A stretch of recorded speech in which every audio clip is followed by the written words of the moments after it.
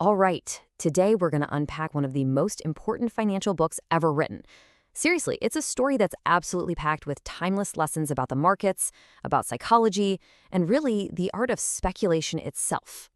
So here's the big question, right? In our world of high-frequency trading, AI algorithms, and news that moves at the speed of light, why on earth would the sharpest minds on Wall Street still be reading a book that's 100 years old? Well, the answer is because it's about the one thing in the markets that never, ever changes. Us, human nature. The book is called Reminiscences of a Stock Market Operator, and while it's technically a fictionalized biography, everybody knows it's the real-life story of one of the greatest traders to ever live, a man named Jesse Livermore. His character in the book is Larry Livingston, but his life story is a complete masterclass in how markets really work. Livermore's journey is, it's a real roller coaster. It's a classic story of a true genius, the hubris that comes with that, and the kind of wisdom you can only get by getting knocked down hard. His story is really just a cycle of these epic rises and truly dramatic falls. You know, as a young man, Livermore got his start in these places called bucket shops. Now, these weren't your typical brokerages. They were basically gambling dens where you'd bet on which way a stock price would move without ever actually owning it. And it was in these places that he sharpened his almost supernatural talent for reading price patterns. But all that early, easy money, well, it planted a seed of overconfidence that would come back to haunt him again and again. So, with his pockets full and his confidence sky high, he moves up to the big leagues in New York. And he gets absolutely wiped out. The strategies that worked in the bucket shops were totally useless on the actual stock exchange. It was a brutal lesson, but a crucial one. The environment matters. You have to adapt, because a winning strategy in one game can be a total disaster in another. And this up and down cycle really defined his whole career. We're not talking about one success and one failure. He made and lost entire fortunes multiple times. He'd go from mastering the bucket shops to making his first million, then losing every penny of it to ego. Then he'd stage this incredible comeback by learning to ride major market trends, only to get arrogant, break his own rules, and lose it all over again. It's just this incredible boom and bust pattern. And through all these devastating losses, Livermore learned one of the most profound truths there is about finance. Wealth doesn't fix your flaws. It's a magnifying glass for them. If you have a little bit of greed, a lot of money makes you a lot more greedy. If you're impatient, a big trading account just makes you reckless. He learned that discipline isn't something you achieve once, it's something you have to fight for every single day.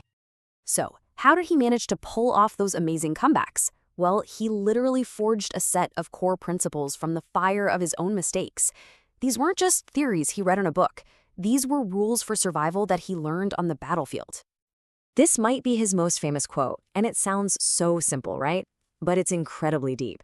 What Livermore realized is that being smart might get you into a good trade, but it's patience that makes you the big money. The most profitable thing to do in the market is, very often, to do nothing at all. Just sit.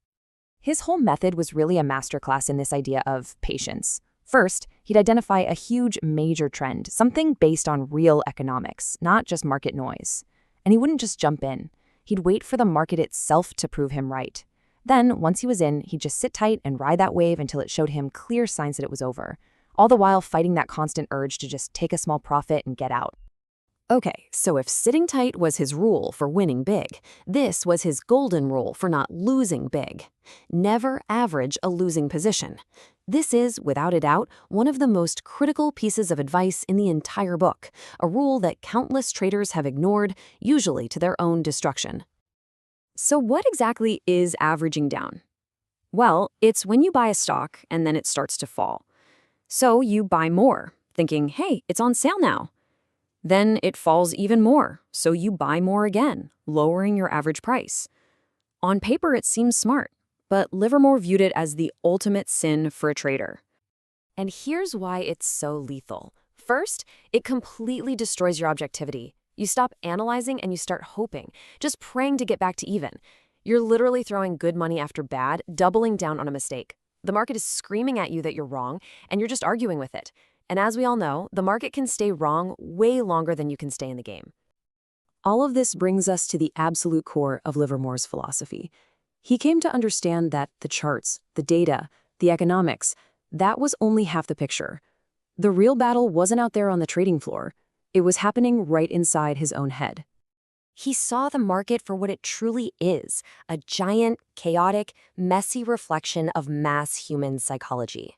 He believed that price movements weren't really driven by logic or value, but by the raw, powerful, and pretty predictable emotions of fear and greed that pulse through the crowd. If you wanted to win, you had to understand people. And what's so amazing is that even a genius like Livermore was constantly at war with himself. His strengths were legendary, this incredible gut feel for patterns and an uncanny ability to stay detached. But his weaknesses were just as powerful. He was impulsive, he'd get emotionally exhausted, and the pressures of his lavish lifestyle would often cause him to break his own rules. It just proves nobody is immune to their own psychology. So let's bring it all back to today. We've been talking about a trader from a century ago. Why does any of this matter in our modern high-tech world? Well, it's because the one thing that truly drives the market has never, ever changed. And this is exactly why the book is timeless. The technology is totally different. We've traded the ticker tape for fiber optics and Twitter feeds, but the human operating system, it's exactly the same. Fear still creates panics, greed still fuels bubbles, and that herd mentality is as powerful as it's ever been. I mean, the parallel is just striking, isn't it? In Livermore's time, you had these secret insider pools that would manipulate stocks and spread rumors to trap the public. What do we have today? We have social media forums and meme stocks that drive insane speculation based on crowd dynamics and stories, often with zero connection to reality. The tools are new, but the game is identical. So if you take away just one single thing from this, let it be this.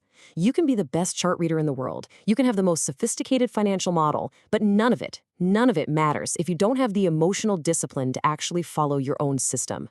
Your real edge isn't in your analysis, it's in your self-control. Ultimately, the book leaves us with this powerful, really introspective challenge. Livermore's life teaches us that in the market, and maybe in life, the biggest thing standing in your way isn't the world out there. It's the enemy inside, your own impatience, your own fear, your own ego. And it forces you to ask yourself, have you really met yours?